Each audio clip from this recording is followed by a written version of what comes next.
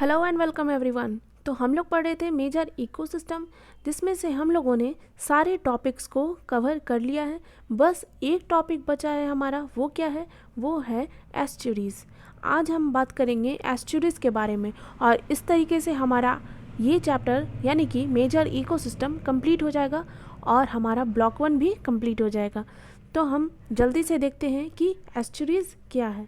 इसे पढ़ाने के बाद मैं एक बार पूरे चैप्टर का रिवीजन करवा दूंगी। इससे आपको सारी चीज़ अच्छे से क्लियर हो जाएंगे कि हमने इस चैप्टर में क्या क्या चीज़ को कवर कर लिए हैं।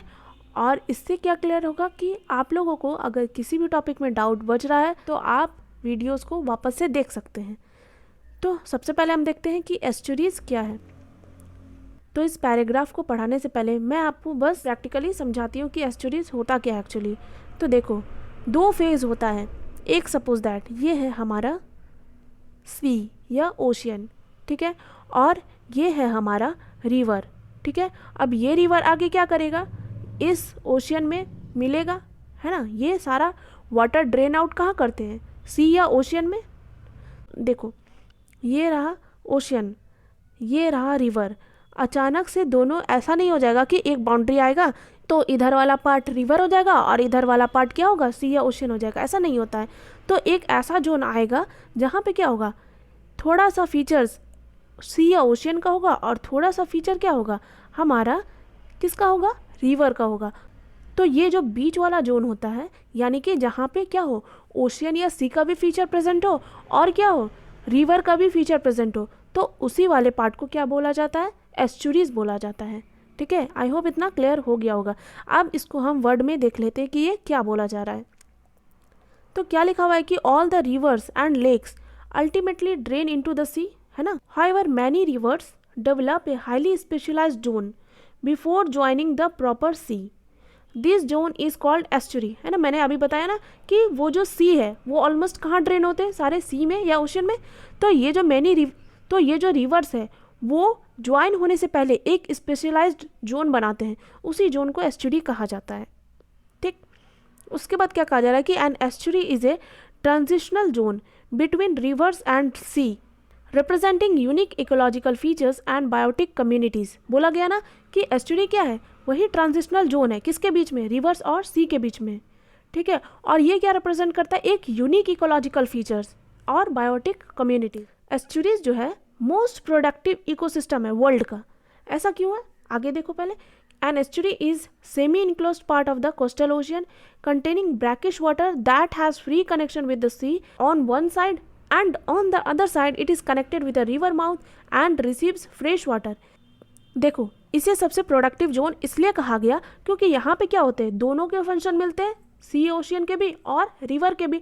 तो क्या होंगे, यहाँ पे जो सी या ओशियन में ऑर्गेनिज्म पाए जाते हैं वो भी यहाँ पे आके क्या करेंगे? रह सकते हैं, है ना। और जो रिवर में पाए जाते हैं वो भी यहाँ पे आके क्या कर सकते हैं? इंटरेक्ट कर सकते हैं। तो जो ये वाला रीजन होगा, इधर ओशियन हो गया और इधर रिवर हो गया, तो जो बीच वाला ट्रांजिशन जोन होगा तो यहाँ पे क्या होंगे? बहुत सारे स्पीसीज पाए जाएंगे, ठीक है। यही बोला जा रहा है, इसीलिए इसको मोस्ट प्रोडक्टिव इकोसिस्टम कहा जाता है ना। उसके बाद कहा गया कि in India estuaries can be seen in plenty along the coast of Kerala और इन सुंदरबन। तो क्या कहा गया कि हमारे इंडिया में जो एस्चुरीज हैं वो बहुत ज़्यादा देखने को कहाँ मिलते हैं? केरल में और सुंदरबन में, ठीक है। आई होप इतना क्लियर हो गया होगा। उसके बाद हम नेक्स्ट देखते हैं कि फीचर्स ऑफ एस्चुरीज क्या है। तो क्या लिखा गया है कि the dominant feature of the estuaries environment is the fluctuation in salinity. तो यहाँ का जो डोमिनेंट फीचर है वो क्या है? यहाँ के सैलिनिटी में फ्लक्चुएशन। कैसे? देखो, द दो salinity gradient exist some time in an estuary but the pattern of gradient varies seasonally with the topography, with the tides and with the amount of fresh water. अब बोला जा रहा है कि यहाँ पे फ्लक्चुएशन क्यों हो रहा है सैलिनिटी में? इसका कारण क्या है कि जो सैलिनिटी ग्रेडियंट एग्जिस्ट हो रहा है एस्चुरी में वो वेरी करता है। कैसे? सीजनली वेरी करता है। वहाँ का टोपोग्राफी पे वेरी करता है। टोपोग्राफी मतलब वहाँ का फीचर कैसा है? लैंड फीचर, है ना। और कितने टाइड वहाँ पे आ रहे हैं और कितना अमाउंट ऑफ फ्रेश वाटर उसमें ऐड हो रहा है, ये सारे किसको फ्लक्चुएट करते हैं? वहाँ के सैलिनिटी को, ठीक है ना। तो वहाँ जो फ्रेश वाटर, सपोज मान लो कि अगर वहाँ पे फ्रेश वाटर क्या होंगे, ज़्यादा ऐड होंगे, तो वो क्या करेंगे, वहाँ के सारे सॉल्ट कंटेंट को हटा देंगे, तो इससे क्या हुआ, सैलिनिटी कमा। उसी तरीके से अगर टाइड आता है तो टाइड भी क्या करेंगे, बहुत सारे सॉल्ट कंटेंट अगर वहाँ प्रेजेंट होंगे तो वो सॉल्ट कंटेंट को क्या करेंगे, वहाँ से हटा देंगे, तो उससे भी क्या होगा, सैलिनिटी फ्लक्चुएट करेगा। ओके, नेक्स्ट देखते हैं कि क्या लिखा हुआ है कि estuary is a very important food source and almost all the major marine fisheries of the world are totally dependent on the estuary for their continuance because the adult fishes often resort to estuaries for laying eggs, that is spawning। देखो क्या कहा जा रहा है कि estuary जो है वो बहुत इंपॉर्टेंट फूड सोर्स है ऑलमोस्ट सारे मेजर मेराइन फिशरीज के लिए, ठीक है, क्योंकि ये टोटली डिपेंड होते हैं एस्चुरीज पे। वहाँ पे कोई अंडे देते हैं, है ना, लेइंग एग को क्या बोला जाता है, स्पॉनिंग, ठीक है। तो ये सारे जितने भी ऑर्गेनिज्म हैं वो सारे डिपेंड होते हैं एस्चुरी पे। तो एस्चुरी बेसिकली अगर हम माइंड में सोचे तो एस्चुरी कौन सा एरिया दिखेगा, वही बीच वाला एरिया, है ना। आप लोगों ने अगर कार्टून या फिर डिस्कवरी में देखा होगा कि बहुत सारे टर्टल्स और कुछ एक्वेटिक ऑर्गेनिज्म आके बीच साइड पे स्प्रॉनिंग करते हैं, तो वही वाला एरिया क्या है, एस्चुरी है ना। तो वो टोटली डिपेंड है सारे ऑर्गेनिज्म। ओके, उसके बाद नेक्स्ट क्या है, बायोटा ऑफ एस्चुरीज। एस्चुरीज का बायोटा क्या है, the estuarine community is a mixture of 3 components. Estuarine community जो है वो मिक्सचर है 3 कंपोनेंट का, किसका किसका, मेराइन, फ्रेश वाटर और ब्रैकिश वाटर, है ना। मैंने बताया ना, क्या बताया मैंने कि ये जो इस साइड वाला एरिया है ये क्या है, ओशियन, और इस साइड वाला एरिया है ये क्या है, रिवर।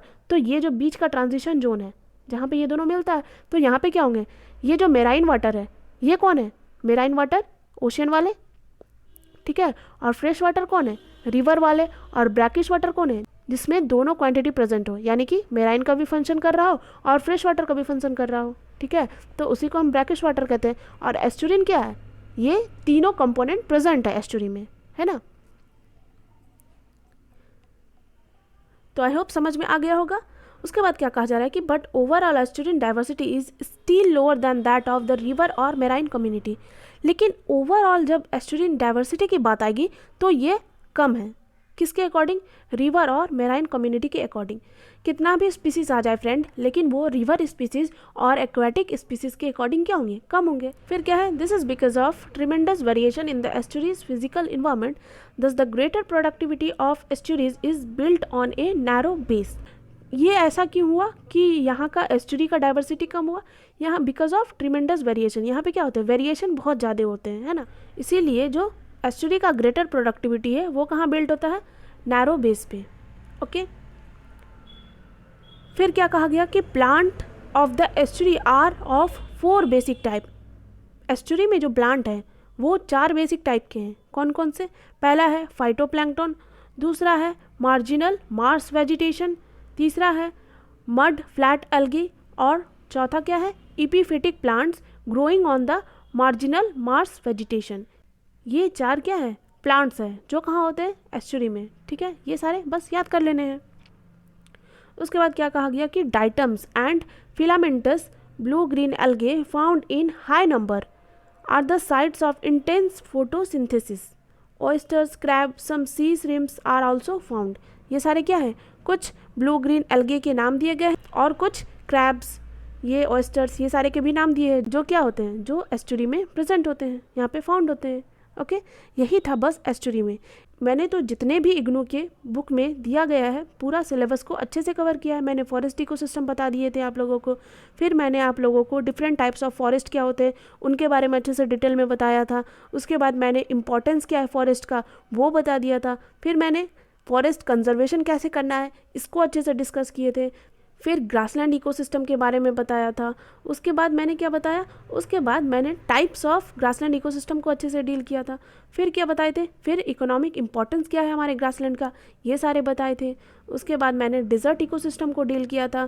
फिर एक्वेटिक इकोसिस्टम के बारे में बताया था, इनकी कैटेगरीज़ के बारे में बताया था। उसके बाद मैंने एक्वेटिक ऑर्गेनिज्म को अच्छे से फिगर के साथ अच्छे से इन सभी को डील किए थे। नेस्टन क्या है, पेरीफाइटन क्या है, उसके बाद प्लैंकटन क्या है, फिर नेक्टन क्या है, और उसके बाद बैंथस क्या है, इन सभी के बारे में आपको बहुत अच्छे से बताए थे। उसके बाद मैंने फ्रेश वाटर इकोसिस्टम आपको पढ़ाया था। उसके बाद इसका क्या 2 मेन डिवीज़न है इसके बारे में बताए थे। फिर लेक के बारे में बताए थे। फिर एक केस स्टडी को डील किए थे जो कि किसके ऊपर था, लोकतक लेक के ऊपर था। उसके बाद मैंने आपको बताए थे कि इम्पाउंडमेंट्स क्या होता है। उसके बाद मैंने आपको वेटलैंड के बारे में बताया था। उसके बाद मैंने आपको इसके 2 कैटेगरीज़ के बारे में बताया था कि वेटलैंड 2 टाइप के कैटेगरीज़ में डिवाइड है, एक इनलैंड वेटलैंड और दूसरा कोस्टल वेटलैंड। उसके बाद मैंने आपको केस स्टडी बताया था कि असम में कैसे थ्रेट है वेटलैंड के, कि वहाँ का वेटलैंड क्या है, बहुत ज़्यादा प्रोडक्टिव है, लेकिन फिर भी वहाँ के लोकल पीपल को फीड करने के लिए इम्पोर्ट कराना पड़ रहा है गवर्नमेंट को। उसके बाद मैंने आपको लोटिक इकोसिस्टम के बारे में बताया था जो कि क्या है, रिवर, यानी कि लोटिक इकोसिस्टम के अंदर क्या आता है, जो वाटर क्या हो, फ्लोइंग में हो। उसके बाद मैंने आपको 2 फीचर बताया था, यानी कि इस 2 पैराग्राफ में क्या हो रहे थे, लेक और रिवर के बीच में डिफरेंसेस बता रहे थे। उसके बाद मैंने आपको बायोटा ऑफ रिवर्स बताया कि रिवर में किस टाइप के बायोटास प्रेजेंट है, एनिमल्स भी और प्लांट्स भी, ठीक है। उसके बाद मैंने आपको कवर कराया था कि मेराइन इकोसिस्टम क्या होता है, मेराइन इकोसिस्टम कितने जोन में डिस्टिंग्यूज्ड है। उसके बाद मैंने आपको बायोटा ऑफ ओशियन बताया। फिर मैंने आपको एक एक करके इस डायग्राम से सारे ओशियनिक फीचर्स बताए थे।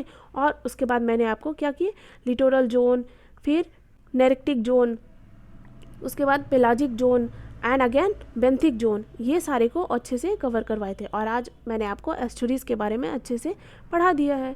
तो आई होप आपको इतना क्लियर हो गया होगा। अगर इनमें से किसी भी टॉपिक में आपको डाउट है तो आप मेरे वीडियोस को देख के उसे अच्छे से कवर कर सकते हैं। तो फ्रेंड, मैं चाहूँगी कि आप मेरे वीडियोस को अच्छे से देखें। इसमें कुछ भी अगर कमी लग रहा है या आप मुझे कुछ सजेशन देना चाहते हो तो ऑब्वियसली आप मुझे बता सकते हो मेरे कमेंट में, ठीक है। मैं कोशिश करूँगी कि उसे जल्दी से जल्दी ओवरकम करूँ और अच्छे से अच्छे तरीके से आपको समझा सकूँ। तो आई होप आपको ये चैप्टर समझ में आ गया होगा। और इसी तरीके से मैंने ब्लॉक 1 को कंप्लीट कर दिया है। अब नेक्स्ट क्लास में मैं ब्लॉक 2 को स्टार्ट करूँगी और उसे थोड़े स्पीड में पढ़ाऊँगी, क्योंकि ब्लॉक 1 जो था ये इन्वायरमेंट का बहुत ही ज़्यादा इंपॉर्टेंट पोर्शन था। तो मैं एक्सपेक्ट करती हूँ आपसे कि आप एक बार प्लीज़ पूरे PDF को पढ़ लो। इससे आपको बहुत ज़्यादा अच्छे से क्लैरिटी आ जाएगी और आप एग्ज़ाम में अच्छे से परफॉर्म कर पाओगे। तो thank you so much friend, have a good day.